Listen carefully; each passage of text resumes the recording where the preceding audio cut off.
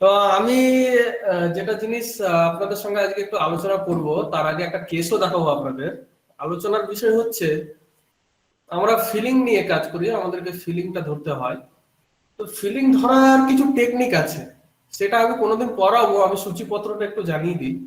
টেকনিকটা কি, পেশেন্ট কিভাবে ঢুকছে চেম্বারে, পেশেন্ট কিভাবে আপনার সামনে বসছে, ওয়েটিং রুমে সে নিজেও কতক্ষণ ওয়েট করছে, অন্য কাউকে ছেড়ে দিচ্ছে কিনা, সে প্রথমে ঢুকে প্রথম কথা তার কি। যখন আপনি জিজ্ঞেস করছেন আপনার বাড়িতে কে কে আছে, সে আগে কার কথা বলছে, এরকম অনেকে বলে আমি আছি, হাজবেন্ড বা ওয়াইফ আছে, আমার বাচ্চা কাচ্চা, শ্বশুর শাশুড়ি। আবার অনেকে বলে আমার বাচ্চা কাচ্চা, আমার হাজবেন্ড আর আমি। আবার বলে আমি আগে, আমার হাজবেন্ড, আমার বাচ্চা কাচ্চা, আমি। তো এই জিনিসগুলো কিন্তু আমাদেরকে খেয়াল রাখতে হবে, পেশেন্ট কোন কথাটা আগে বলছে, কোথায় আমি কথাটা বেশি ইউজ করছে, বা কোথায় অন্যকে গুরুত্ব বেশি দিচ্ছে। অনেক সময় আগে হাজবেন্ড তারপর ছেলে মেয়ে, বুঝে নিতে হবে ছেলে মেয়ের সঙ্গে। আমি বলছি না it is not a rule, একটা রাস্তা খুলে যায় একটা কেসে এন্ট্রি নেওয়ার ক্ষেত্রে। যদি একজন ভদ্র মহিলা যদি বলে, বয়স্ক ভদ্র মহিলা, যে আমি আছি বা আপনার বাড়িতে কে কে আছে, আমি আছি, আমার স্বামী আছে, আমার ছেলে আছে, দ্যাট মিনস স্বামীটা তার কাছে গুরুত্বটা আগে, সাবকনসিয়াস মাইন্ডলি তার উত্তর দিচ্ছে। কিন্তু ম্যাক্সিমাম ক্ষেত্রে আমরা কিন্তু এই জায়গাগুলো ক্লিক করতে পারি, এবং ম্যাক্সিমাম ক্ষেত্রে আমার ক্ষেত্রে আমি দেখেছি আমি এন্ট্রি পয়েন্ট পেয়ে যাই একটা কেসের ভিতরে ঢোকা। এবং ম্যাক্সিমাম ক্ষেত্রে আমি কিন্তু ফেলিওর হইনি, কেন তার স্বামীর কথা আগে বললো। আবার অনেকে উল্টোটা বলে আমার দুটো ছেলে আর স্বামী। আবার অনেকে এটাও বলে দেয় আমার শ্বশুর শাশুড়ি আছে, স্বামী আছে, ছেলে মেয়ে আছে। দ্যাটস মিন তার ইম্পর্টেন্সটা কার কাছে বেশি, কেন এত বেশি, এই জিনিসগুলো কিন্তু একটা এন্ট্রি পয়েন্ট। কোথায় থাকা হয়, ঠিকানাটা ছোট লাইনে বলে দিল, কেউ গুছিয়ে টেনে পিনকোড সহ ঠিকানাটা বললো, এটাও কিন্তু একটা কেসের এন্ট্রি পয়েন্ট। সবকটা প্রেজেন্ট কন্ডিশন এসে আমাদের সামনে এসে বলছে। তাই জন্য এগুলোকেও আমরা কিন্তু ইগনোর করতে পারবো না। তো এগুলো কিভাবে কখন কি রুব্রিক আসবে, কোনোদিন সময় হলে আমি বুঝিয়ে দেব। তবে আমি এখানে একটা কেস দেখাবো, কেসটা দেখানোর উদ্দেশ্য হচ্ছে যে অবজারভেশনটা কতটা জরুরি একটা কেসকে ক্লিক করার জন্য। একটা অবজারভেশন, একটা রুগী যে বলছে, যে ফিলিংটা দিচ্ছে, সেই ফিলিংটা আমি অবজার্ভ যেটা করছি দেখে তাকে, তার মধ্যে সেই ফিলিংটা আছে কিনা, সেটা কিন্তু আমাদেরকে ডিকোড করতে হবে। তো একটা কেস দেখাবো আপনাদেরকে, কিডনি স্টোনের কেস। হ্যাঁ, কিডনিতে স্টোন ছিল ভদ্রলোকের। তারপরে আমার কাছে আসে, অ্যাকিউট পেন নিয়ে আসে। প্রথম দিনের কথা কেস টেকিং, তার পরের দিনের কেস টেকিং, এবং 2 সপ্তাহ পরের কেস টেকিং। আমি দেখাবো কতটা চেঞ্জ হয়েছে, কেন দেখাচ্ছে এই কেসটা এখনো আমার আন্ডারে আছে। আজকে এই রুগীটা এসেছিল আমার কাছে, অনেক ভালো আছে, ব্যথা বেদনা কিচ্ছু নেই। আমি আবার রিপোর্ট করতে দিয়েছি, কোভিড এর কারণে এখন রিপোর্ট করতে পারছে না। তাই ভাবলাম কেসটা আপাতত মানে বাসি হওয়ার থেকে টাটকা টাটকা আপনাদেরকে দেখিয়ে দিই। কেসটা কতটা ডেভাস্টেটেড ছিল, কি হারে কষ্ট হচ্ছিল তার, কেসটা দেখলেই বুঝতে পারবেন। এবং আমি দেখাবো এখানে যে অবজারভেশনটা আমাদেরকে কতটা হেল্প করে। আমরা কেন অবজারভেশনের উপর গুরুত্ব দিই, তার কথাগুলো থেকে ফিলিং নিলাম, কিন্তু ফিলিং নেওয়ার পরেও একটা পার্ট আমরা বারবার ছেড়ে দিই, অবজারভেশন। তো সেই অবজারভেশন নিয়ে আপনাদের সঙ্গে একটু আলোচনা করব। তো আগে আর চলুন আমরা ছোট্ট করে কেসটা দেখে নিই, খুব একটা বড় নয়, ছোট্ট কেস, খুব সিম্পল কেস। হ্যাঁ, আমরা অবজারভেশন পাওয়ারটা কিভাবে বাড়াবো তার উপর নির্ভর করে আমরা দেখাবো।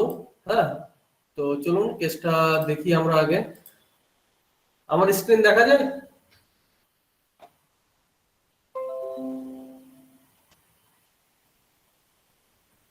আমার স্ক্রিন দেখা যাচ্ছে? হ্যাঁ, দেখা যাচ্ছে ডাক্তারবাবু। ওকে ওকে।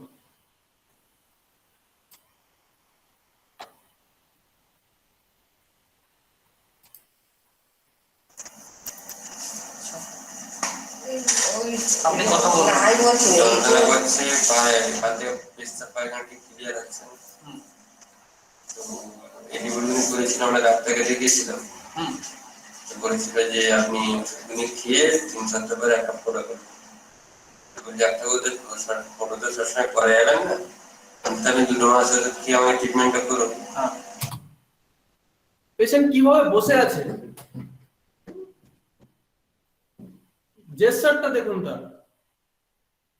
ডাক্তারখানায় এসে ইটস নট ফর পেন, আমি আগে ক্লিয়ার করে এটা ব্যথার জন্য নয়। আমি এখানে কোয়ারি করেছি কেন ওইভাবে বসে আছে, আমি শেষে কোয়ারি করেছি মেডিসিন সিলেক্ট হওয়ার পর, এটা ব্যথার জন্য নয়।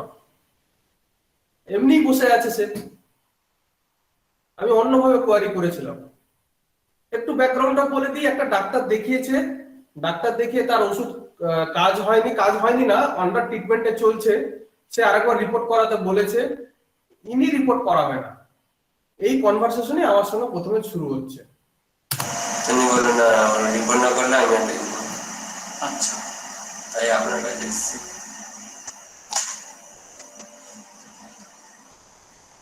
রিপোর্ট করালেন না কেন? রিপোর্ট বলতে কাজ কাম আমি এখন ঠিকমতো করতে পারছি না। এটা আমার অনেকদিন দিয়ে হয়েছিল, আমি বুঝতে পারিনি। আমি বাইরে কাজে গিয়েছিলাম, তো বিরাট মায়ের সাথে যন্ত্রণা করতে বুঝতে পারিনি। এইখানে এসে ধরা পড়ে। কিভাবে ধরা পড়লো? এই রিপোর্টটা ডাক্তারবাবু করতে বলেছিল। হ্যাঁ, বাইরে কাজ করতে গেছিল, ব্যথা হতো, বুঝতে পারেনি। এখানে আসার পর রিপোর্ট হয়, রিপোর্ট হওয়ার পরে ধরা পড়ে তার দুটো কিডনিতে স্টোন আছে। তা সত্ত্বেও তার কাছে ট্রিটমেন্ট করাবে না, কারণ সে বলেছে 7 দিন না 10 দিন পার হয়ে গেছে, আবার রিপোর্ট করাতে হবে। সে বলছে আমি রিপোর্ট করাবো না, তাই জন্য তার কাছে যায়নি। বললাম, করে বললো আপনার এই কিডনি ঘরে একটা পাথর ধরেছে, তারা আপনি ট্রিটমেন্ট করুন। তো এই 3 সপ্তাহ মতো ওষুধ দিয়েছিল, এই ওষুধ আমি খেয়েছিলাম। হ্যাঁ, খেতে ডাক্তার বললো এই ব্যাপার, তো কি করে এবার আর একটা আমাকে রিপোর্ট করতে হবে। তাহলে আমাকে অত পয়সা করে নিয়ে রিপোর্ট আমি করতে পারবো না। তাহলে আপনি যদি না রিপোর্ট করেন তাহলে আমি ট্রিটমেন্ট করতে পারবো না। এই ঈদের আগে আমি বলি, ঠিক আছে, আমি তাহলে অন্য কোনো ডাক্তার দেখাবো। এত পেন হচ্ছে, এত কষ্ট হচ্ছে, আমার কাছে অত পয়সা নেই রিপোর্ট করার। আমি বাবা রিপোর্ট করাতে পারবো না। যদি রিপোর্ট না করে ট্রিটমেন্ট করেন, নাহলে আমি আপনার কাছে দেখাবো না, আমি অন্য কোনো ডাক্তার দেখাবো। সেই কথাটাই কিন্তু রুগী আমাকে বলছে। তার কিন্তু ব্যথা যথেষ্ট হচ্ছে। তা সত্ত্বেও ডাক্তার যখন বলেছে আরেকবার রিপোর্ট করাতে, যে ডাক্তার ডায়াগনোস করলো তার ট্রিটমেন্ট ছেড়ে দিয়ে আমার কাছে চলে এসেছে। কেন ডাক্তার আমাকে আবার রিপোর্ট করাতে বললো? আচ্ছা, আপনি আর জিজ্ঞাসা করলেন না ট্রিটমেন্টের কাছে? না, কেন? এমনিতে ওনার কথাবার্তা সেরকম খুব ভালো না। আমাদের পাড়ায় কিছু ডাক্তার চেম্বার পাড়াই করে আছে, আচ্ছা, তো ছোটখাটো রুগীদের অনেক করে অ্যালাউ করে। দিস ইজ দ্য কেস আমার এখানে ক্র্যাক হয়ে গেছে। ছোটখাটো রুগীদেরকে অ্যালাউ করে না। তার কথাবার্তা খুব একটা ভালো নেই। ডাক্তারের সম্বন্ধে বলছে, যে তার ডায়াগনোস করলো তার সম্বন্ধে এই কথা বলছে। কেন বলছে পরবর্তীতে আমি যখন ব্যাখ্যা করব তখন বলে দেবো কেন এই কথাগুলো বলছে সে। ছোটখাটো রোগী মানে? ছোটখাটো আমাদের যাদের পয়সা আছে তাদের মানে ট্রিটমেন্ট করবে, তাদের ইচ্ছা মতো চলবে। আমি এর আগে আমি যখন আমার রিপোর্টটা করে ওষুধ চলছিল, ওই ওষুধ খেতে খেতে খুব যন্ত্রণা করছিল। তো ওনাকে কি বললাম, উনি যদি আমার একটু গায়ে হাত দিয়ে দেখতো যে কিছু দিন আছে দেখি, কাটে বললাম কিছু করা যাবে না, যেখানে দিচ্ছে ওখানে খাও। আমি একটা যন্ত্রণার ট্যাবলেটও দিল, বলে যেগুলো দিয়েছে আমি খাও, আমার যন্ত্রণা করবে, আবার ভালো হয়ে যাবে।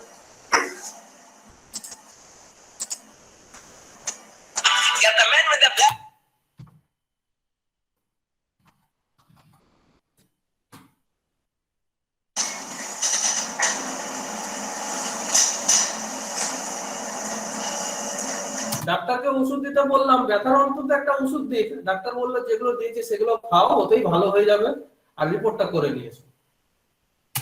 তা আপনাকে ভালো করে দেখেন?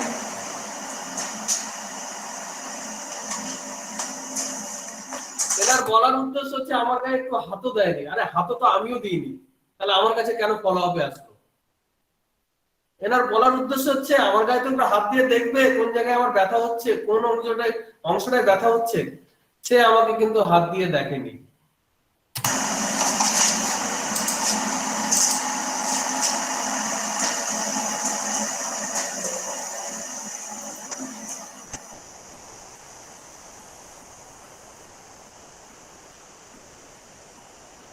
সেও বসে আছে, আমিও বসে আছি।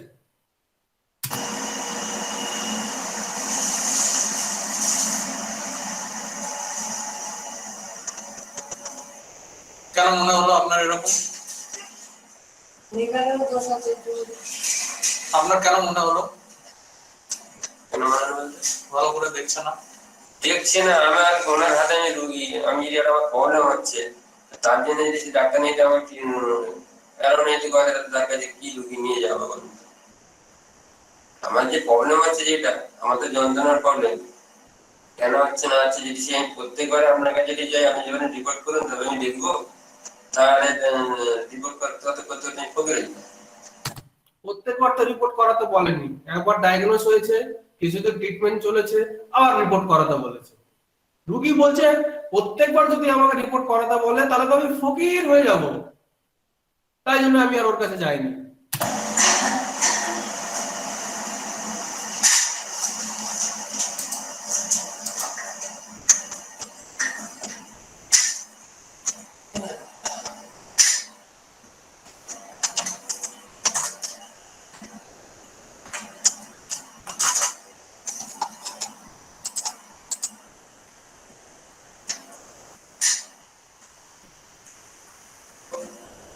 ঠিক দেখি।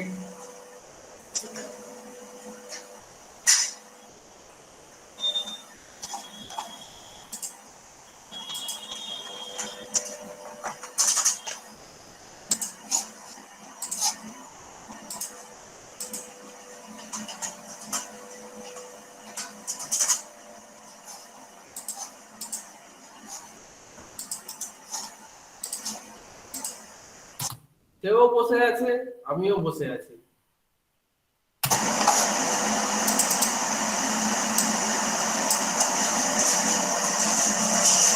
কষ্ট এখন কি হচ্ছে? এখন কষ্টটা খুব যন্ত্রণা হচ্ছে, এই সাইডটা এদিকে দিতে হচ্ছে না, এই যন্ত্রণা হচ্ছে।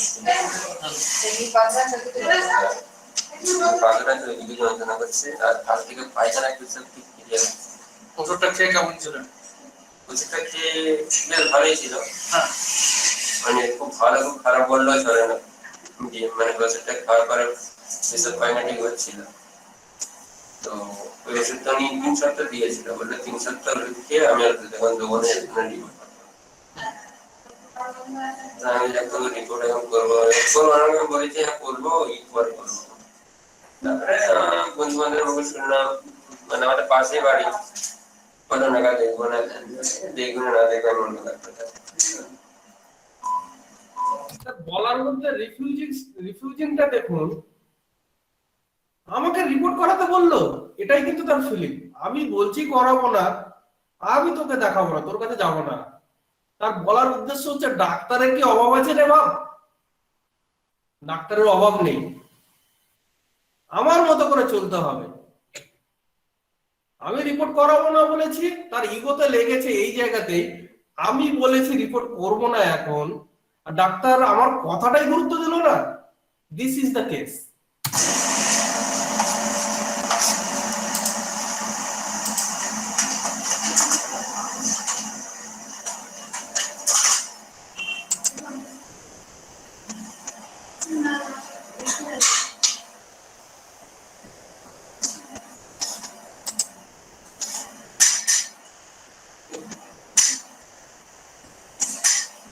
আমিও বসে আছি, সেও বসে আছে। আর কিছু? না, সেটা সমস্যা কিছু নেই।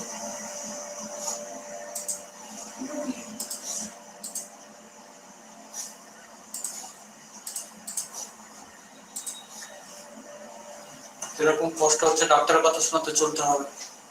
সবটা বুঝতে পারছি, ডাক্তারের কথা মতো না চললে হয়তো রুগী ভালো হবে, আমাকে এটা দেখতে হবে তো। আমার দিকটাও দেখতে হবে তো, সবই তো বুঝতে পারছি। ডাক্তারের কথা শুনে না চললে ওষুধ রোগ ভালো হবে না। কে এই ব্যক্তি? Man in the disease. কে অসুস্থ হয়ে এসছে, সে কোন মেডিসিন চাইছে, কোন মেডিসিন আমার সাথে কথা বলছে। শুধু কথাই নিলে হবে না, তার অবজারভেশন পাওয়ারটাও আমাদের বাড়াতে হবে। এই কেসটা আমার কনফার্ম তো করেছি আমি ফিলিংসে, উইথ অবজারভেশনটাও এখানে আমাকে খুব হেল্প করেছে আমার মেডিসিন সিমিলিমামের পাশাপাশি যেতে।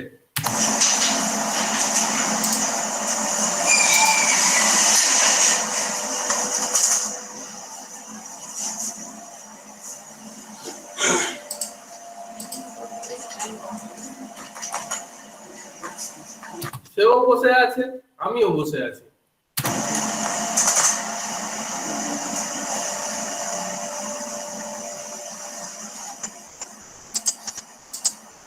আর কিছু? না, আমার কিছু না, ওই যন্ত্রণার এই পায়খানা পেশাব ঠিক হচ্ছে না কান থেকে। পায়খানা পেশাব ঠিক হচ্ছে না, ডাক্তার তোকে ওষুধ দিয়েছে, রিপোর্ট করা বলছে, তোর কষ্ট হচ্ছে, তার সত্ত্বেও তুই রিপোর্টটা আরেকবার করাবে না? এত কষ্ট হচ্ছে। হ্যাঁ, মানলাম একটা লজিক আছে পিছনে, আমি গরিব, সবই বুঝলাম। যখন আমার খুব কষ্ট হবে, তো এতটাও গরিব না, তার কাপড় চোপড় মনে মনে হচ্ছে না খুব গরিব। পরে আমি ফ্যামিলি স্ট্যাটাসে ঢুকলাম, সে কাজ করে একটা দোকানে, ইয়েতে কাজ করে, সে পয়সা ইনকাম করে, ফ্যামিলিতে সেরকম নেই, স্বামী স্ত্রী একটা বাচ্চা আর মা আছে।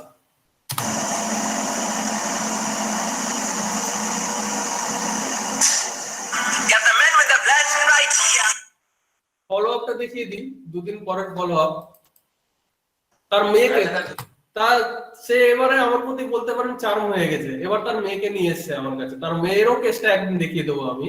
তার মেয়ে একটা কান পুরো ব্লক ছিল, পুরো ব্লক। এবার তখন আমি একটু ফলো আপ করেছিলাম। খুব হয়েছিল ওষুধ খাওয়ার পর? হ্যাঁ, আমি 2 দিন কষ্ট সহ্য করে দেখি। তারপর 2 দিন পরে নর্মাল পায়খানা হচ্ছে এখন নরমাল? আমি যে সেই পায়খানায় সে ওষুধ দিয়েছিলেন, ওটা খেতে সেদিকে হচ্ছে পায়খানায় পেশাব হয়েছিল। আচ্ছা, এখন পেশাব ক্লিয়ার ঠিক আছে, পায়খানায় একটু প্রবলেম আছে। এখন পেছাব ঠিক আছে, ব্যথা বেদনা আর নেই তো? ব্যথা নেই। ব্যথা নেই, ঠিক আছে, সব ঠিক আছে, অসুবিধা নেই, ঠিক হয়ে যাবে। বলুন কেমন আছেন? ব্যথা একটু ভালোই আছে। ভালোই 3 আছে। সপ্তাহ পরে ফলো আপ। আমি মায়ের সাথে কি করেছে, ব্যথা ব্যথা আর হয়নি তো? সেরকম ব্যথা আর হয়নি তো? Tone change. সেই ব্যক্তি রোগের মুহূর্তে কিভাবে কথা বলছিল, এখন টোন চেঞ্জ। হ্যাঁ হ্যাঁ হ্যাঁ। ওষুধটা কালকেই শেষ হয়ে গেছে, সকালে একটা কাজে গিয়েছিলাম, আমরা আসতে পারি। ঠিক আছে, না ওষুধটা বন্ধ করলে হবে না, ওষুধগুলো সারছে। এখন ব্যথা ব্যথা কিছু নেই তো? ব্যথা নেই, মায়ের সাথে দিক থেকে কিং করে। আচ্ছা আচ্ছা, ঠিক ঠিক। আর বেশিরভাগ মানে আমাদের তো জানেন তো বসার কাজ, খুলে বসে আমরা কাজ করতে হয়, এসব কাজ করে মানে সেটুকু যেন বিশাল ব্যথা হয়। আচ্ছা, এটা বলে দিই, এটা ক্রনিক ওনার একটু ব্যাকের পেন আছে, সেটাও আমাকে বলেছে পরে। হ্যাঁ, ক্রনিক একটু ব্যাকে গেছে, বসে কাজ করতে হয় ওনাকে, বসে কাজ করতে হয়, ওই পেনটার কথা এখন আমাকে বলছে। এই দিক করে এই দিক করে আর কিছু? This was the case. Rubric গুলো লিখে নিন, আমার টাইম শেষ হয়ে এসেছে, আমার 5-7 মিনিটে শেষ করতে হবে।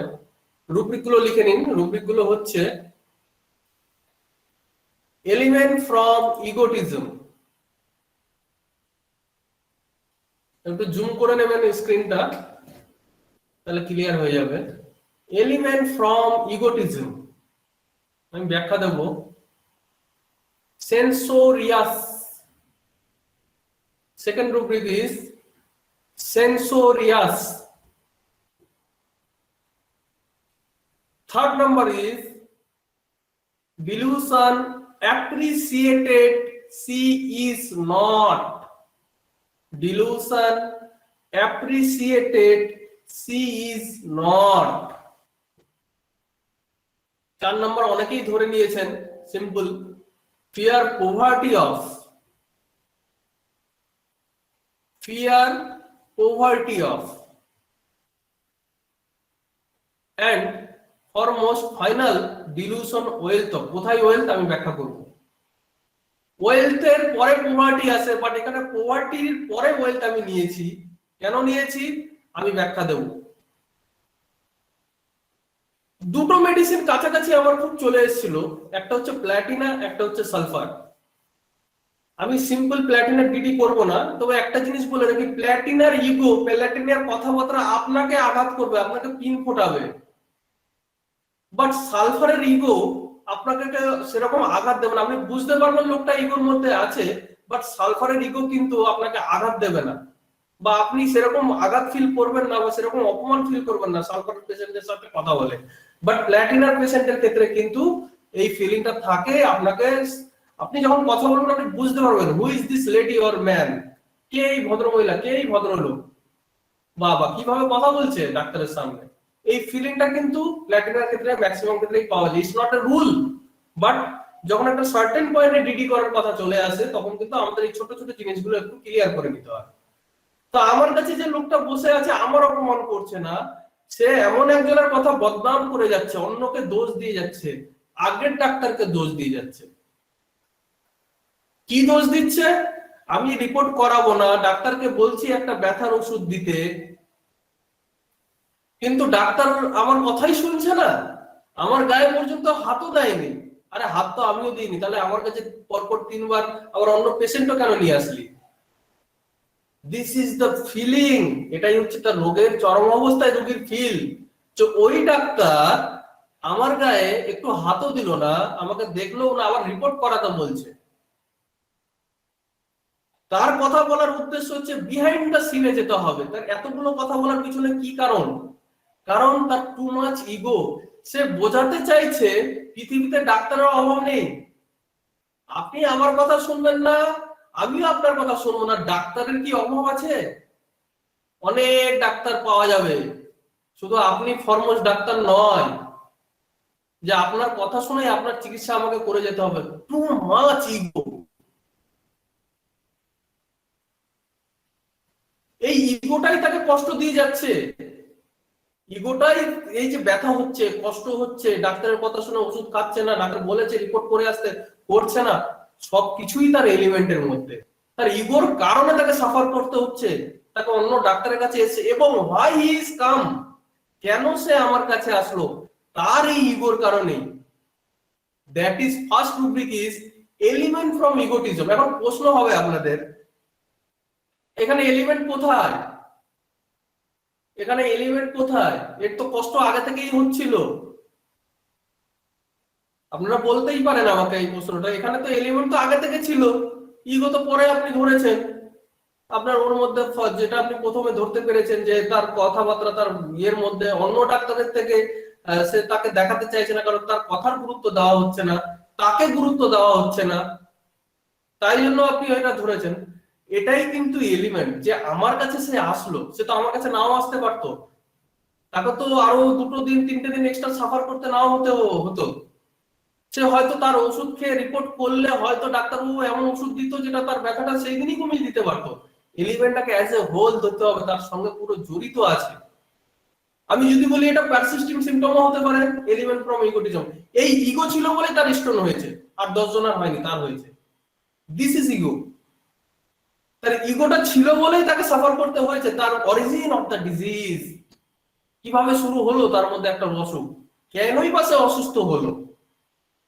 হয়তো তার মধ্যে সেই ইগোটা ছিল, যে ইগোটা শুধু ডাক্তারের ক্ষেত্রে নয়, ম্যাক্সিমাম তার জীবনে চলতে গেলে যে ইগোটা তাকে সবসময় সাফার করতে হয়, সেই ইগোর জন্য সেই সাফার করতে করতে আজকে প্যাথোলজিতে পরিণত হয়েছে, যার ফলে তার মধ্যে কিডনি স্টোন এসছে।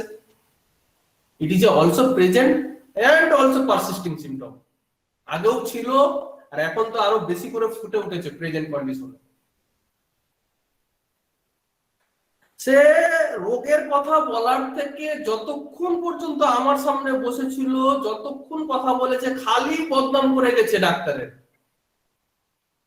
ব্লেম করে গেছে, দোষারোপ, বদনাম বলবো না, দ্যাট ইজ দোষারোপ, দোষ দেওয়া।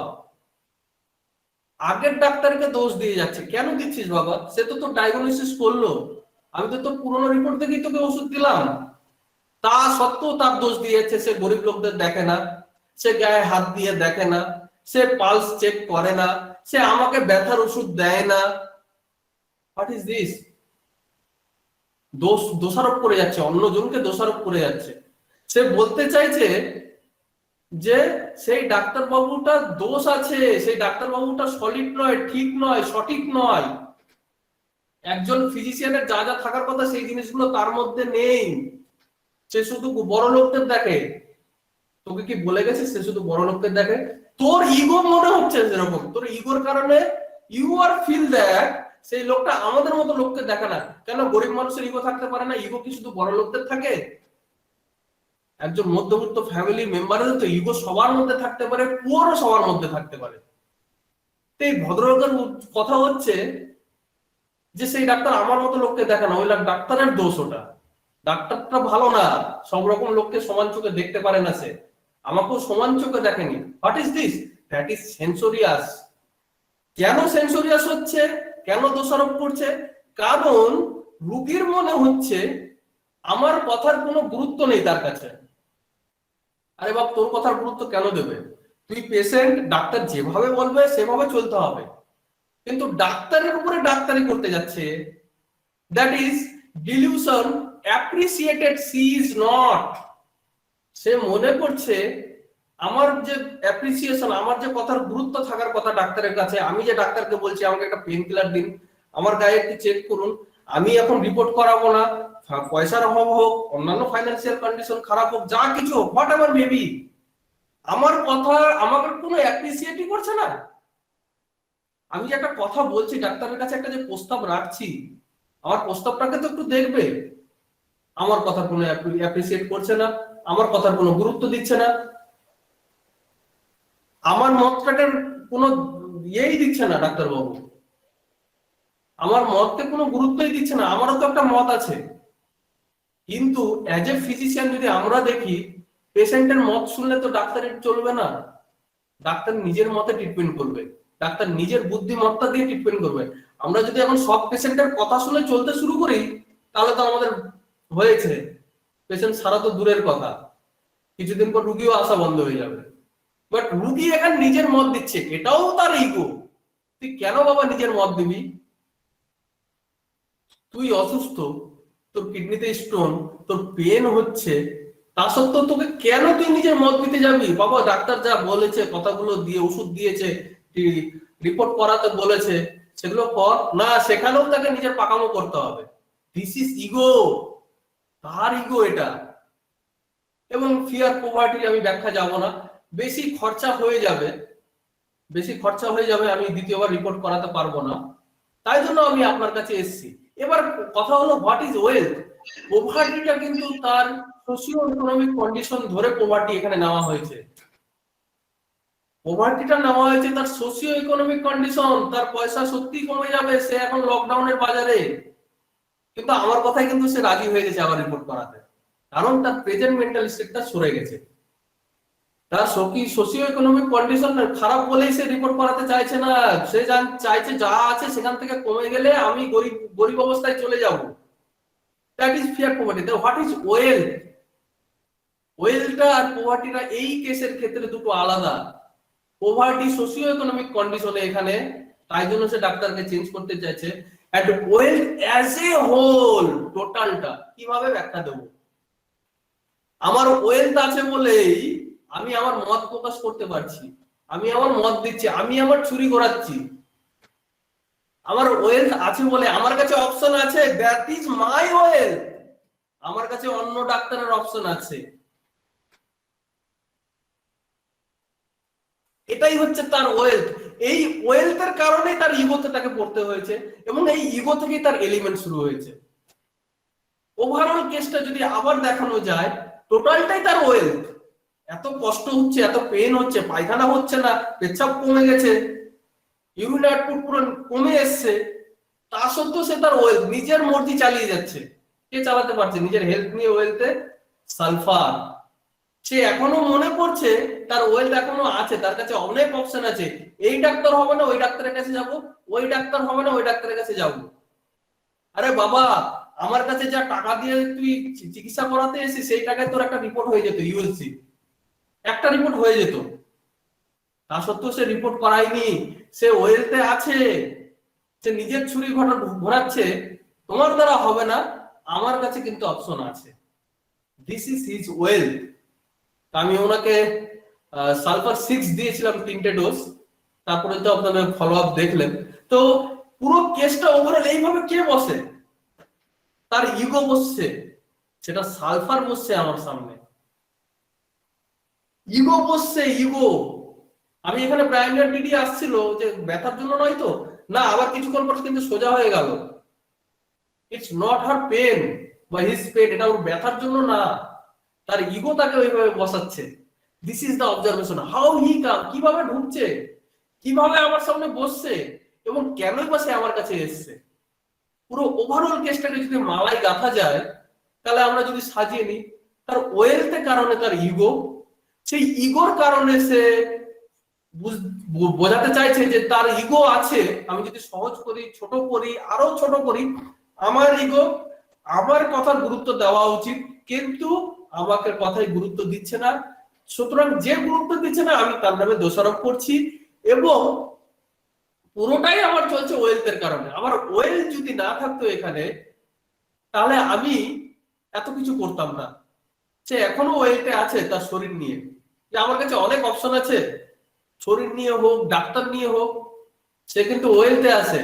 সে যে টাকা আমাকে দিয়ে ট্রিটমেন্ট করাতেছে সেই টাকা তার রিপোর্ট হয়ে যেত, সে জেনে শুনেই তো এসছে আমার কাছে, আমার ফি কত,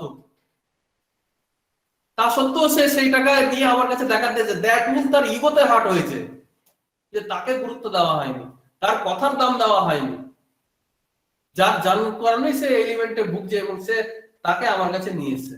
this is the simple classical case of sulphur, যেটা সম্পূর্ণ মাইন্ড টেকনিকে দেখা হয়েছে। তো এই ছিল একটা সিম্পল কেস, আশা করি রুব্রিক গুলো লিখে নিয়েছেন। হ্যাঁ, ধন্যবাদ, অসংখ্য ধন্যবাদ।